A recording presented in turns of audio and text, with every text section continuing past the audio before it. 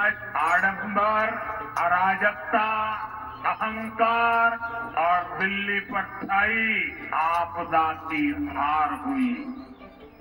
27 বছর পর দিল্লির শাসনভার বিজেপির হাতে। কট্টর বেইমান নেতাদের ওপর জবাব, অহংকার অরাজকতার হার, দিল্লিতে বিকাশ এবং বিশ্বাসের জয়। দিল্লিবাসীকে জয় উৎসর্গ করে মন্তব্য করেন প্রধানমন্ত্রী মোদী।